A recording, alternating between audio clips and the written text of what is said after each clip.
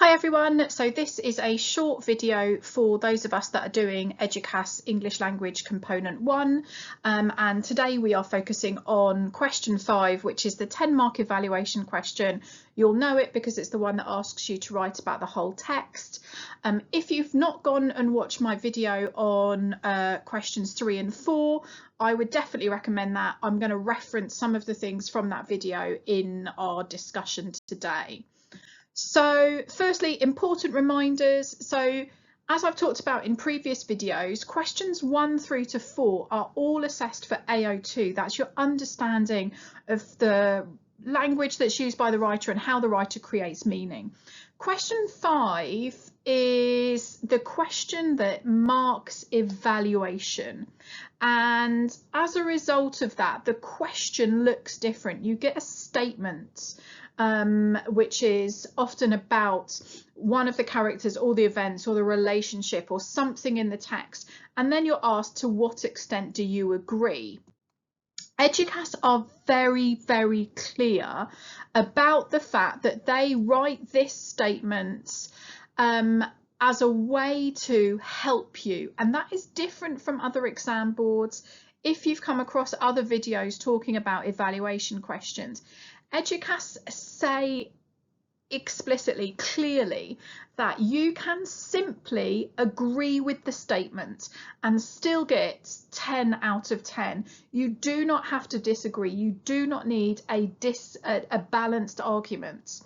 There will sometimes be moments where you partially agree, and that's because of this thing here that I've talked about in red.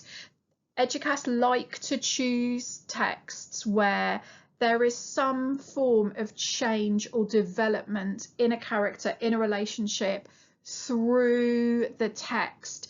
And so the statement that they give you might be one where you are agreeing with it at the beginning, but as the information is revealing something about the character or the situation or the relationship towards the end, you're less agreeing. Or the other way around, you disagree at the beginning and you agree towards the end. That ability to show development is one of the ways that you are going to demonstrate your high.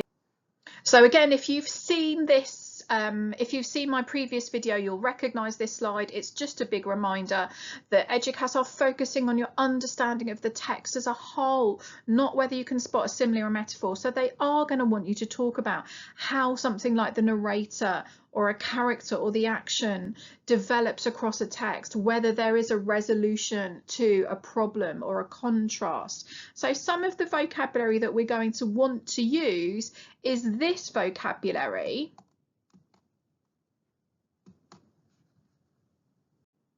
Not the vocabulary that you often see talked about with other exam boards, particularly the big exam boards like AQA, where they want you to be able to look at word level. So you're going to want to make sure you're clear when you're reading whatever the passages are that you're reading, that you can talk about the plot, that you can talk about the narrator or the narrative voice, the individual characters, the action.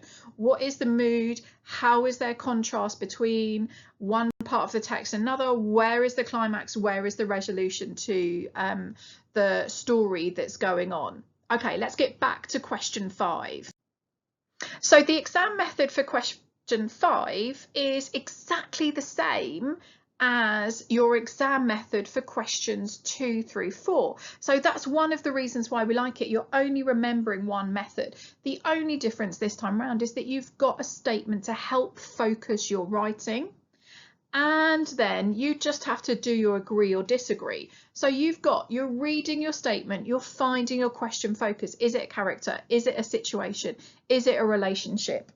Then you're going to track through the whole text from the beginning to the end, remembering that question 5 will often ask you to read the end of the text if you've not already read it in order to answer question 4. So you are looking at the beginning, the middle and the end, and you're picking up 2 or 3 quotes from each of those sections, aiming to have 7 to 8 valid inferences across the whole text that will be a direct response to your agreement or disagreement, mostly agree, remember, with the statement. Now, as I've talked about on previous videos, some inferences will be more complex, and we're just going to go through that very quick reminder now.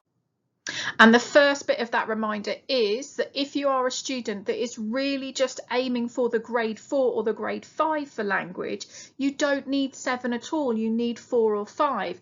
And that's one of the ways that you can manage your brain space, manage your energy, manage your time in the exam. But I was talking about the difference between simple inferences and complex inferences. And one of the things that you can do to really understand that is go ahead and watch my last video.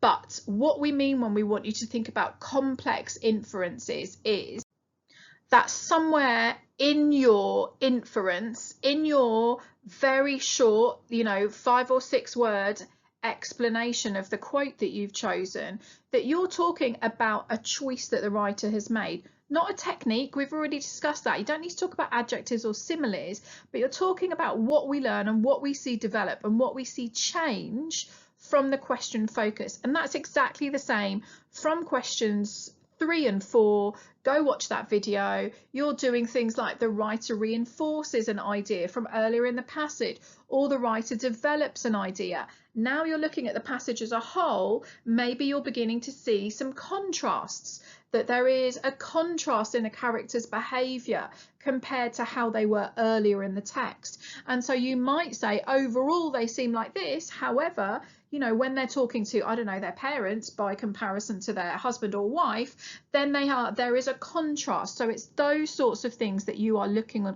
at covering. All right, finally, how do you write up your answer? It's not a big surprise that this is very similar to the other questions that you've done. This time round, you just need one sentence at the start of your answer that is agree or disagreeing with the statement. And it can simply be, I agree with the statement. Don't waste your time copying the statement out or even summarising it. You know what the statement is. The examiners know what the statement are. You're wasting your time. Then you go into your inference and evidence selections, and you can divide that up simply into 3 paragraphs: at the beginning, in the middle, towards the end of the passage, and then you're looking at evidence and inference for the question focus. If you're looking for those higher marks, then you're going to want to comment on change and development across the text, but it really is as simple as that. Really good luck with these exams. I am going to be doing my final component 1 videos are on the narrative writing, and then that will be it for component 1.